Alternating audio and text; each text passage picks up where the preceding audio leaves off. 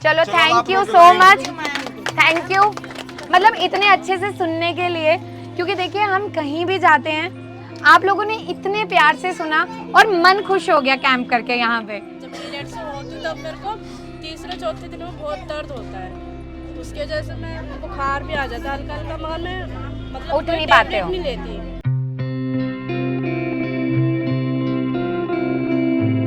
जब पीरियड्स होती तब मेरे को तीसरे चौथे दिन में बहुत दर्द होता है, उसके वजह से मैं बुखार भी आ जाता है हल्का हल्का, मगर मैं मतलब उठ नहीं पाते हो। नहीं लेती। देखो इसमें आपने क्या करना है, मैंने इनको भी बताया, जब आपको महीना आने वाला है, आपको पता है कि अब आने वाला है, आपने क्या करना है, थोड़ा सा अदरक लेना है, अजवाइन लेनी है और धनिया लेना है साबुत, उसको 1 गिलास पानी में उबाल लेना है। अदरक, अजवाइन और धनिया, इसका काढ़ा बनाना है और चाय की तरह सिप सिप करके दिन में 2-3 बार पीना है। जब महीना आने वाला है उससे 1 हफ्ता पहले शुरू कर दो, सारी दर्द खत्म कर देगा। जितनी दर्द हो रही है उसको बहुत कम कर देगा। और इसके साथ ना एक दवाई मैं अभी लिख दूंगी, लिखवा लो, वो पियो, 2-3 महीने दर्द खत्म हो जाएगा। ठीक है, 1 मिनट बस। मैं गला में सूजन है, इसको भी देते हैं। ये जो आपको गले में, आपने थायराइड की जांच करवाई है अपनी? हाँ, नॉर्मल है? हाँ। बिल्कुल। तो ये सूजन कब से रह रही है? 12 था तो 8 है, करवाए हैं जांच तो। 12 और 8, 12 तो बढ़ा हुआ है। हाँ तो घट गया है, 8 हो गया है। तो अभी गोली ले रहे हो थायराइड की? हाँ गोली दे रहे हैं। अच्छा, इनका भी सवाल था, इनका भी है थायराइड को लेके। ठीक है, जैसे थायराइड 2 तरह का होता है, एक वजन कम करने वाला, एक वजन बढ़ाने वाला। ठीक है, जिनका पहले वजन बढ़ाने वाला है या जिनको यहाँ पे सूजन रहती है, देखो घूम फिर के मसाले ही काम आएंगे। 1 गिलास पानी लेना है, उसमें 1 चम्मच साबुत धनिया रात को भिगो के रख देना है, सुबह उठ के उस पानी को उबालना है। जब वो पानी आधा रह जाए तो उसको छान के सिप सिप करके पी लो। और दूसरी चीज, अमरूद जितना खा सकते हो खाओ और अमरूद के पत्ते चबा कर लो। ठीक है, ये मोटे होने वाला ही है, हाइपोथायराइडिज्म। हाँ, तो उन पे ये काम करेगा सारा। ठीक है, मैम जैसे वजन बढ़ाने का बताया था वजन का, तो मैंने सबसे पहले वो खजूर और चने और साबूदाना, अच्छा वही करना है, साबूदाने की खीर। और वो अच्छा, शुगर का मैंने जैसे अभी उनको भी बताया था। ठीक है, जैसे सबसे पहले तो जिन भी लोगों को शुगर है उनको गेहूं नहीं खाना चाहिए। गेहूं की जगह मक्का, ज्वार, बाजरा ये सब खाओ। तो सर्दियां आ रही हैं, गर्म भी नहीं करेगा। ठीक है, दूसरी चीज आपने इसमें क्या करनी है, 1 टमाटर लेना है, उसके बीज निकाल दो, टमाटर में थोड़ा सा पानी मिला के उसका पतला जूस बना लो। अच्छा। ठीक है, और उस जूस को रोजाना दिन में 1 बार पियो। जब आप पियोगे ना उसको, उसके बाद आधे घंटे तक कुछ खाना पीना नहीं है। ये क्या करेगा, धीरे धीरे जो ग्लूकोज का प्रोसेस है उसको कंट्रोल करेगा। ठीक है, और तीसरी चीज, अंकुरित गेहूं, गेहूं के दाने लिए साबुत, पानी में भिगो दिए, उसको अंकुरित कर लो। उसकी पूरी अंकुरित हो गई, अपनी 1 मुट्ठी रोजाना चबा कर खाया करो। शुगर बहुत कंट्रोल होने लग जाएगी इससे। और शुगर को अगर जड़ से खत्म करना है, फिर परहेज, फिर आपको जैसे आलू बंद करना है, मटर नहीं खाना। ठीक है, गेहूं तो बिल्कुल नहीं लेना अरबी नहीं खानी है, अरबी नहीं खानी, उड़द की दाल नहीं खानी। हाँ, बस ये परहेज करने हैं।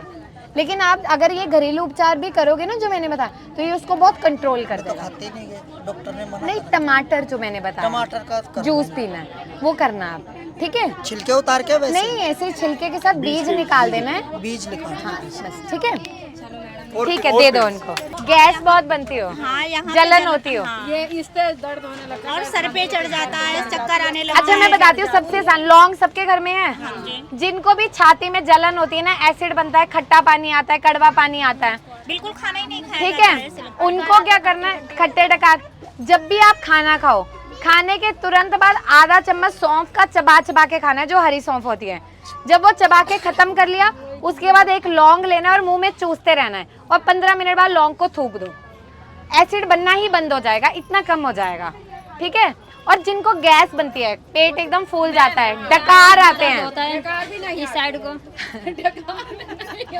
डकार भी देखो, आपने अब अपने घर पे ना दर्द होने लगता है, ढकार भी नहीं आती, दर्द होने लगता है। और इससे ना जिनका, हाँ सुनो, अब 50 ग्राम अजवाइन लिख लो, जिसको लिखना है, या आप रिकॉर्ड कर लो।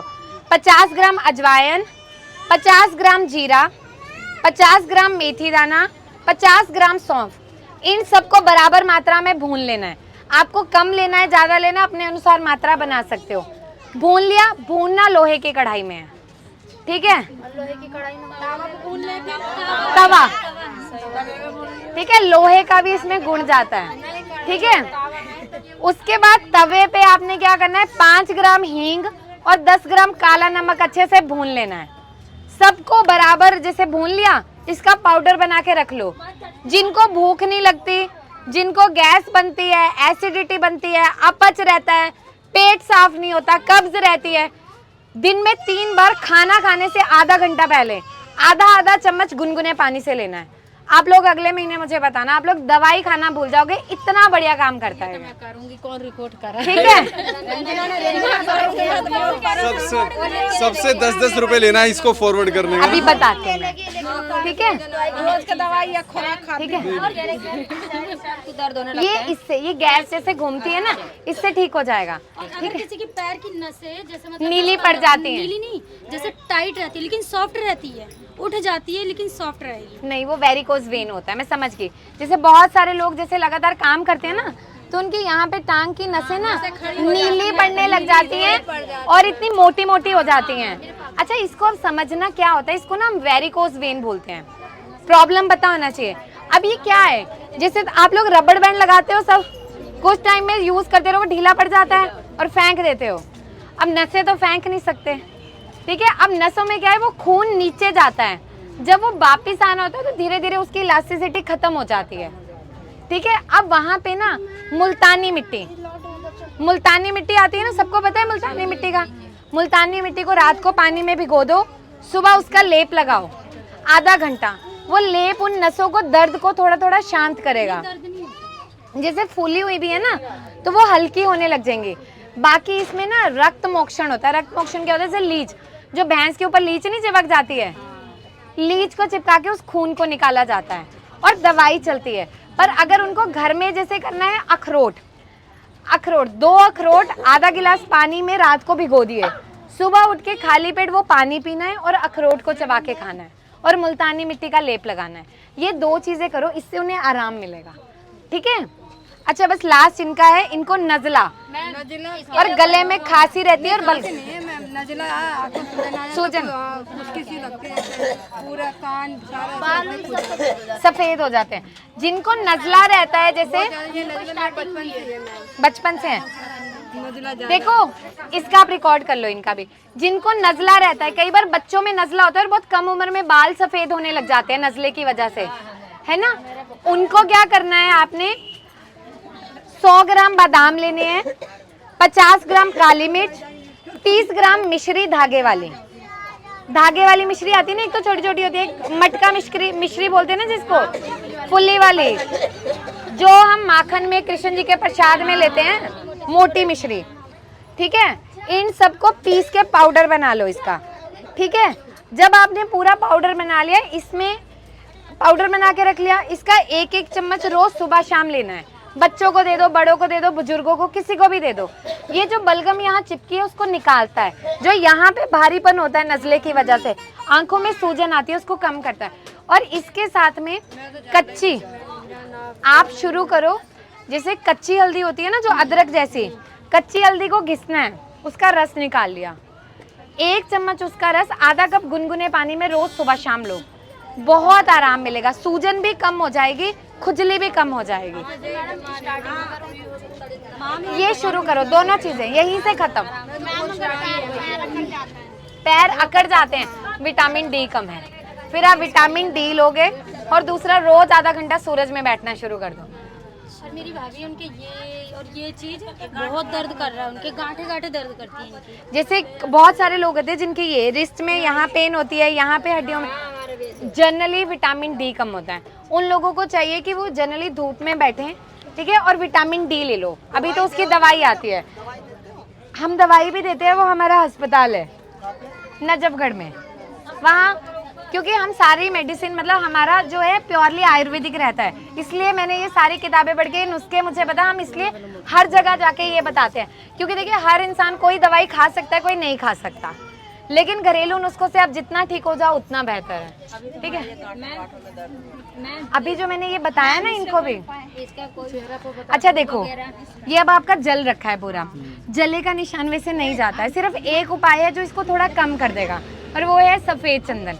सफेद चंदन को कच्चे दूध में घिसना है, रोज इस पे लेप लगाओ और लंबा सब्र रखो, लगातार लगभग 6 महीने तो लगाओ, उससे आपकी स्किन थोड़ी थोड़ी सॉफ्ट हो जाएगी। एकमात्र वो तरीका है, ठीक है।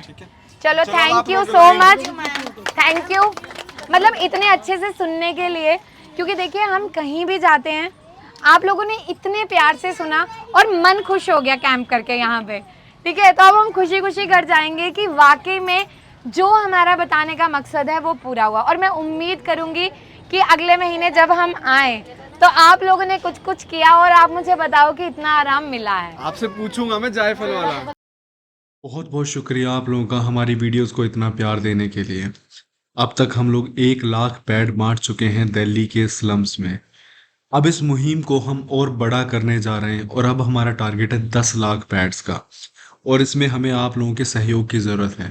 जो स्क्रीन पर स्कैनर आ रहा है या फिर जो बैंक डिटेल्स हैं, इसमें आप योगदान करके हमारी मदद कर सकते हैं।